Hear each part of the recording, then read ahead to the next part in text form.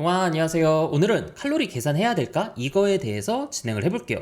제가 칼로리라고 얘기를 하면 칼로리 인아웃? 그거 구닥다리 이론 아니야? 요즘 누가 칼로리 인아웃이라고 얘기를 해. 이 이론 되게 옛날 거야. 요즘에는 칼로리 안 따져 라고 얘기를 해요. 근데 이게 조금 정확하게 EBM이라는 에너지 밸런스 모델이 있고, 그 다음에 이 칼로리를 굉장히 싫어하는 CIM 모델이 있어요. 그러니까 에너지 밸런스 모델은 에너지를 쓰고 그 다음에 그만큼 먹으면 뭐 체중이 변화가 없다, 뭐 약간 좀 요런 내용인데, 에너지 밸런스 모델은 그 조금 더 그 항상성이라든지 이런 것들이 좀 더 포함된 내용이에요. 그리고 CIM 모델 같은 경우에는 요즘에 되게 핫하죠. 탄수화물과 인슐린. 우리가 살이 찌는 이유가 뭐 혈당 스파이크 때문이다, 뭐다, 뭐 인슐린 때문이다, 이 내용이 요즘에 이제 굉장히 핫해요. 그래서 이 CIM과 EBM이 엄청 싸우고 있어요. 어떤 이론 때문에 비만이 발생을 했느냐, 너네 이론은 틀렸다, 우리 이론이 맞다, 이러면서 엄청 싸우고 있는데, 이게 정확하게 언제부터인지 모르겠어요. 근데 한쪽에서 이제 긁기 시작을 하는 거예요.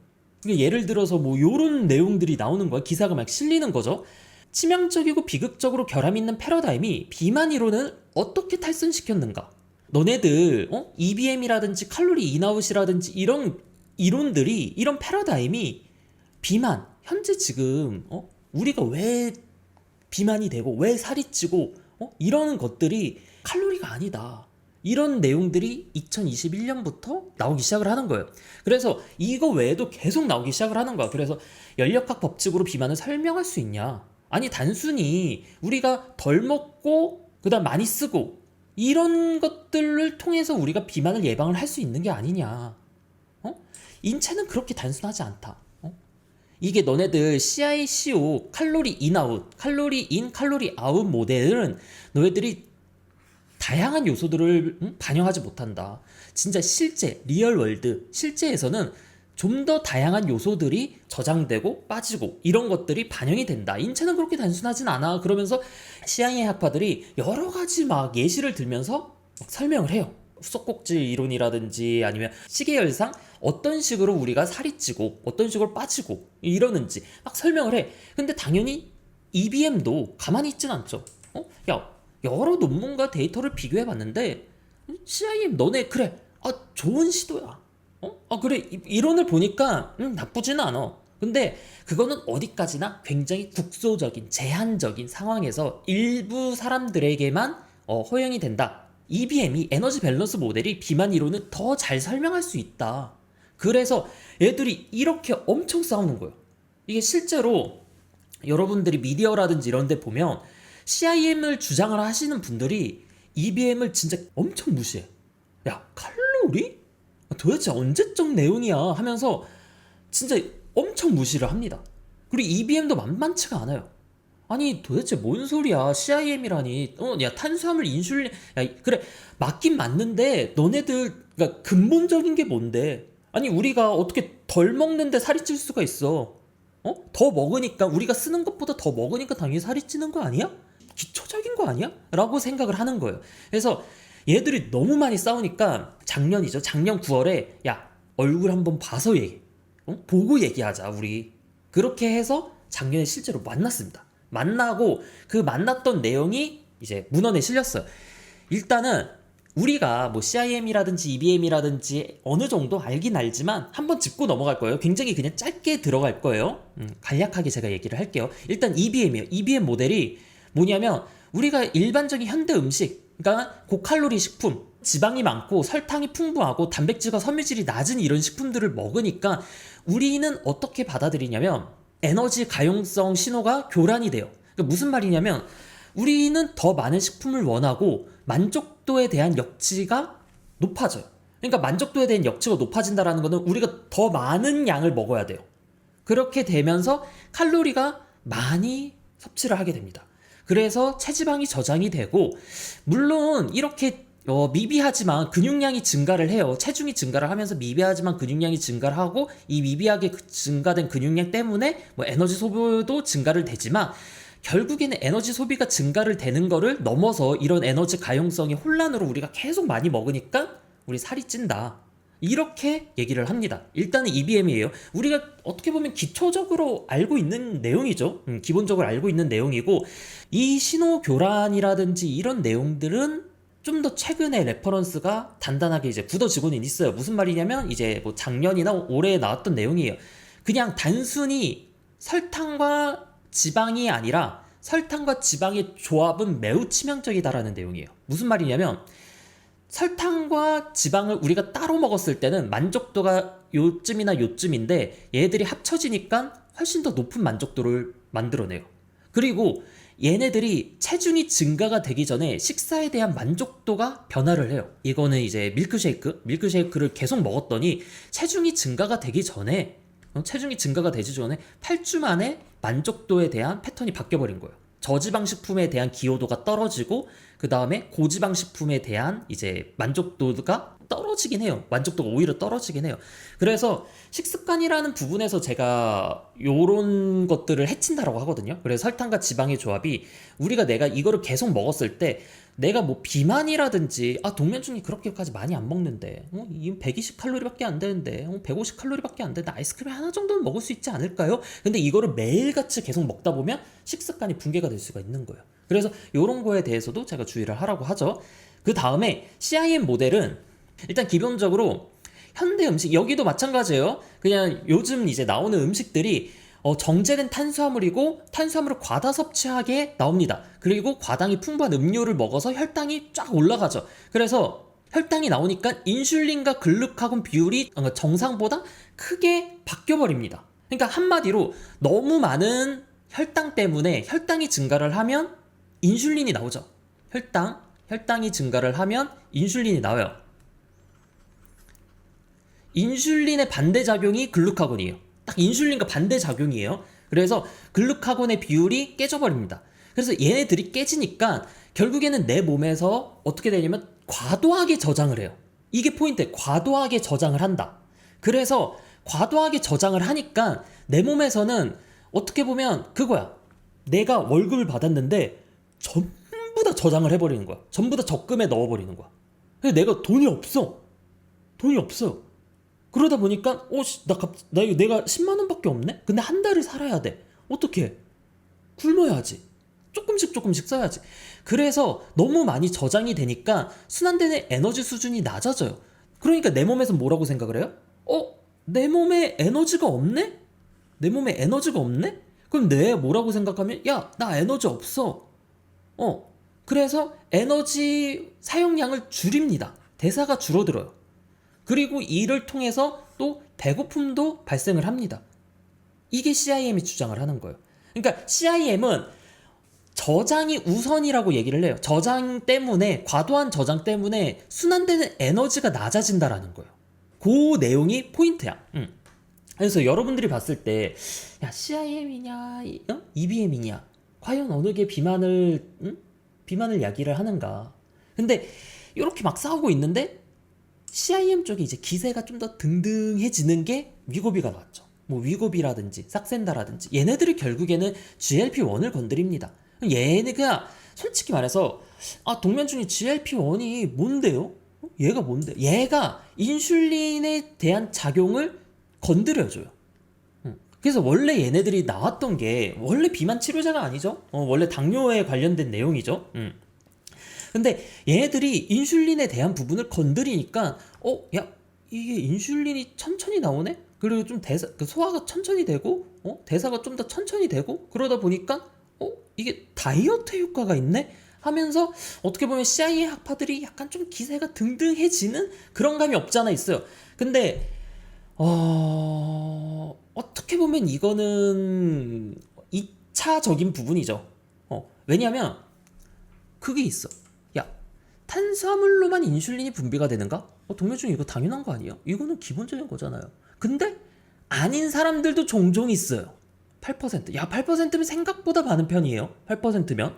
무슨 말이냐면 이거는 올해 나온 문헌입니다. 그래서 140명의 그 기증자를 통해서, 왜냐하면 이게 살아있는 사람을 뜯어다가 실험을 할 수는 없어요. 그래서 140명의 기증자의 췌장을 가지고 이제 실험을 한 건데 야, 이게 뭐야? 8%는 탄수화물보다 지방에서 인슐린이 더 많이 나오네? 9%는 아미노산에서도 인슐린이 나오네? 약간 이게 CIM 학파 쪽에 긴가민가 한 거죠. 아무튼 그렇게 CIM과 EBM이 어느 게 맞냐, 어느 게 틀리냐, 솔직히 말해서 되게 애매한데 애매하기 때문에 계속 싸우는 거예요. 계속 싸운단 말이야.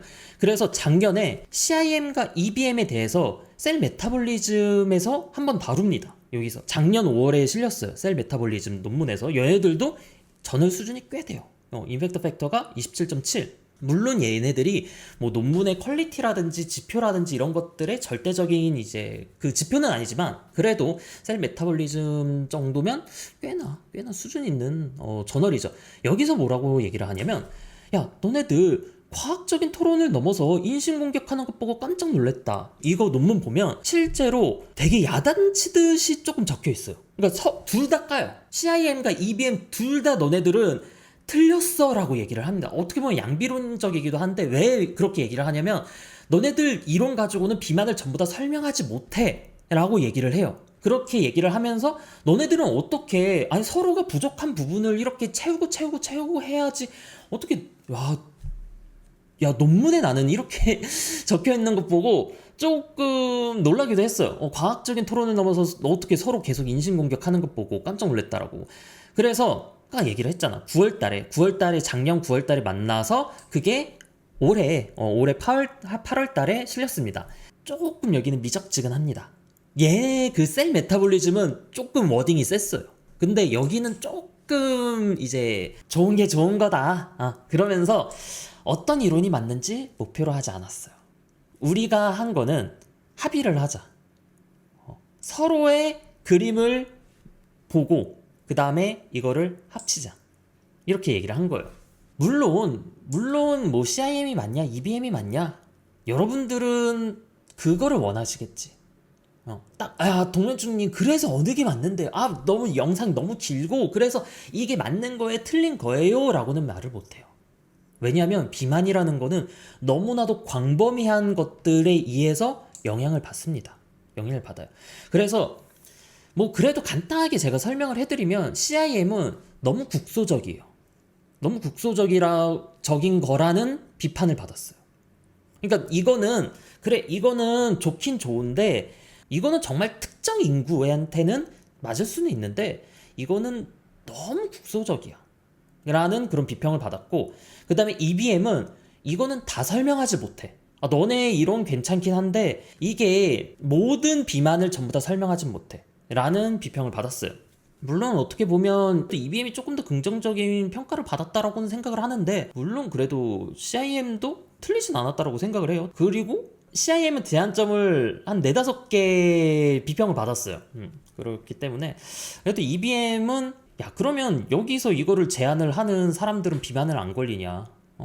이런 만족도라든지 이런 것들을 억제를 하는 사람들은, 그리고 억제를 하면 그럼 비만이 안 되냐? 뭐 이런 비평을 받았기도 했어요.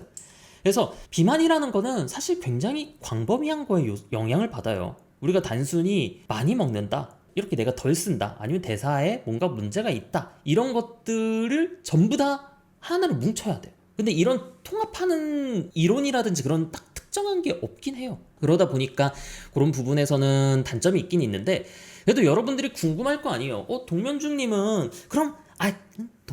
그러면 어떤 거에 조금 더 편을 들어주시나요? 라고 하면, 영상의 뉘앙스에서 그랬듯이 저는 조금 더 EBM 쪽에 편을 들긴 합니다. 물론 여기 EBM이 전부 다 맞다라는 건 아니에요. 왜냐하면 EBM 쪽에 편을 드는 이유는 적어도 스포츠 쪽 운동선수들에 한해서는 EBM을 기반으로 다양한 걸 얘기를 해야 돼요. 왜냐하면 운동선수들은 에너지 소비량이 굉장히 많아요. 에너지 소비량이 많다 보니까 그 에너지 소비량을 대략적으로 추측을 어떻게 해서든 해야 되는데, 만약에 그걸 놓친다? 만약에 그래서 내가 계속 적게 먹는다? 그러면 운동선수들은 상대적 에너지 결핍에 빠집니다. 이 상대적 에너지 결핍이라고 하는 거는 내가 사용하는 만큼 그만큼 먹어줘야 되는 거예요. 근데 먹는 양이랑 쓰는 양이랑 그 차이가 굉장히 많을 경우, 그러니까 내가 먹는 양이 적을 경우, 동현수님 먹는 양이 적으면 살 빠지는 거 아니에요?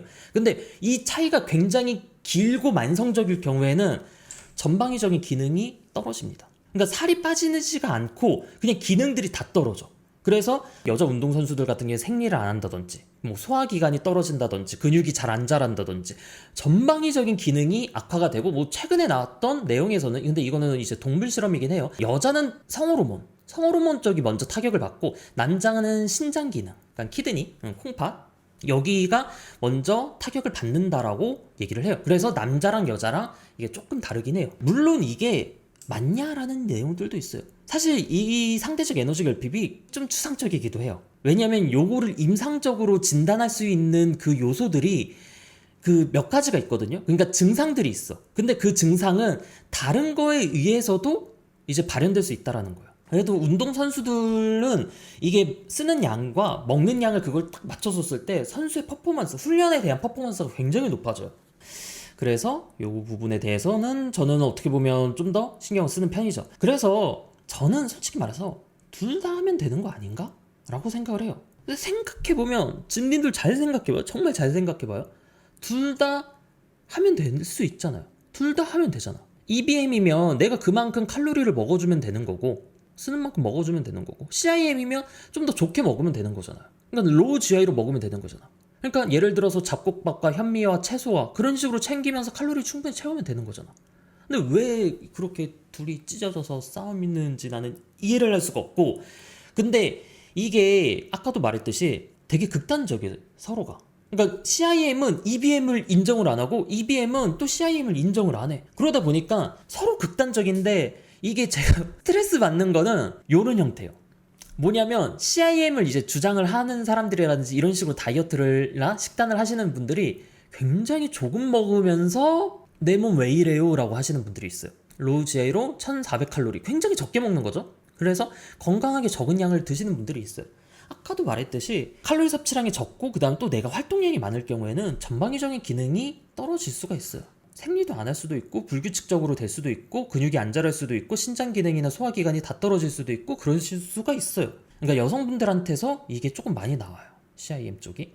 그리고 EBM. EBM은 솔직히 말해서 결국에는 건강이라는 거를 담보로 베팅을 하는 거예요. 그러니까 어느 정도 20대 초중반 때는 또 괜찮아요. 열량만 채우면 훈련 퍼포먼스라든지 이런 것들이 괜찮아, 어느 정도는. 물론 얘가 지속기간이라든지 이런 것들이 길어지면 길어질수록 뭔가 컨디션이 애매하게 안 올라와요. 동면주님 라면 먹으면 안 되나요? 물론 라면 어쩌다가 먹어도 돼요. 어쩌다가 먹어도 돼. 근데 지금 제가 얘기하는 거는 라면이 매일 먹는 식단에 들어가 있어요, 이 사람들이. 그러면서 식단 짜도 되지 않니? 동면주님 칼로리만 맞추면 되는 거잖아요 라고 얘기를 해요. 그러면 와씨, 좀 막 그런데 결국에는 전반적인 건강이라든지 아니면 식습관이라든지 이런 부분에서 떨어집니다. 결국에는 지금 당장은 괜찮을 수 있어요. 계속 지속적으로 봤을 때는 컨디션이라든지 이런 부분, 뭐 소화 능력이라든지 식습관이라든지, 그 다음에 내가 결국에는 좀 더 다음 단계로 올라가기 위해서는 식단이 조금 더 타이트해져야 돼요. 근데 그 타이트함을 못해요. 그래서 CIM이나 EBM이나 한쪽으로는 극단적으로는 안 갔으면 좋겠어요. 그리고 둘 다 웬만하면 할 줄 알면 좋겠고, 마지막으로 지금 현대사회다 보니까 1인 가구가 많이 늘어나고 집에서 밥 먹기가 굉장히 힘들어졌어요. 1인 가구의 요리 효율이 굉장히 안 나와요. 그러다 보니까 여러분들이 외식식품이라든지 가공식품이라든지 이런 것들에 대한 의존도를 높이는 거는 어느 정도는 이해를 해요. 당연히 이해를 하는데, 근데 너무 많이 의존하고 계속 먹다 보면 아까 얘기했듯이 식습관이라는 기본적인 패턴 자체가 깨져버려요. 그러다 보면 여러분들이 일반적인 식사를 하지를 못해요. 그래서 그 부분을 제가 굉장히 염려를 하고 있는 거예요. 우려를 하고 있는 거고. 그래서 좀 정리를 하면, 칼로리는 맞춰서 먹는 게 일단 맞습니다. 칼로리 맞춰서 먹는 게 맞고, 그리고 당연히 칼로리는 추상적인 개념이에요. 얘가 완벽하게 들어맞지가 않아요. 그럼에도 불구하고 어느 정도 칼로리를 맞춰서 먹는 게 맞고, 그리고 그 안에서 내가 계속 건강하게 먹으려고 노력을 해야 돼요. 그러니까 처음부터 편의식, 간편식, 보충제 이런 거에 의존하다 보면 식사가 늘지가 않아요. 그러면 결국에는 안 좋은 형태로 계속 갈 수밖에 없고 내가 더 성장하지 못하게 됩니다. 그래서 좀 어렵더라도 여러분들이 어떻게 하면 간단하게 먹을 수 있는지, 간편하게 먹을 수 있는지, 그 다음에 내가 잘해서 먹을 수 있는지 늘리려고 노력을 하면 좋겠습니다. 오늘 영상은 여기까지. 똥빠.